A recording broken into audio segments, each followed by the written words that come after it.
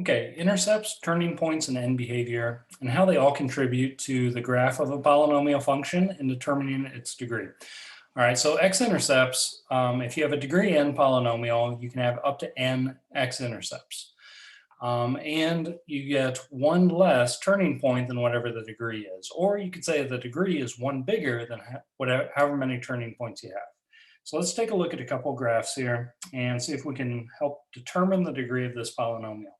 So the first thing I notice as we take a look at this one is both tails go the same direction, meaning that the end behavior is indicating that this is going to be an even power, or the highest power of this polynomial on any individual term is going to be an even number. We could also say the leading coefficient is going to be positive because both tails face up. Next up, let's take a look at our x-intercepts. So on this, we have two x-intercepts. So with two x-intercepts, our degree has to be at least 2. Greater than or equal to 2 is how I'll state it. Meaning that it could be bigger, but it has to be at least 2 because of our x-intercepts.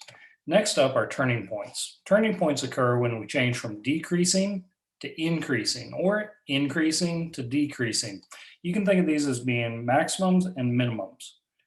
So if I want to kind of point out where we have these turning points, it looks like we have 3 turning points along the way.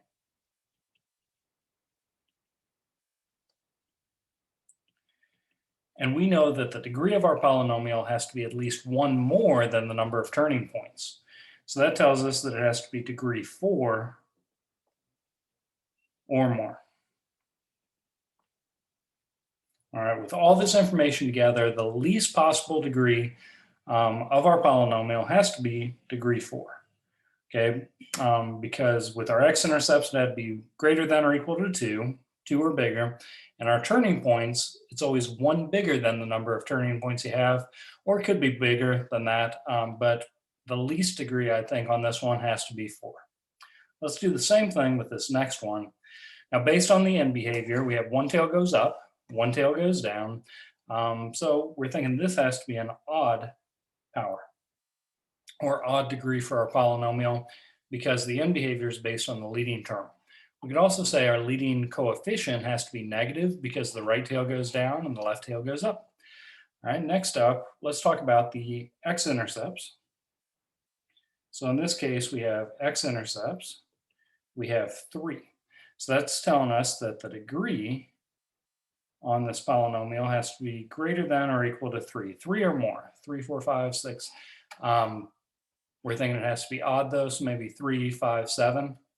Last thing we want to compare is our turning points.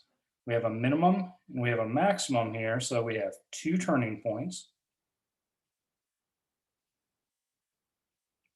And remember that the degree has to be at least 1 bigger than the number of turning points. So 3 or more for the degree.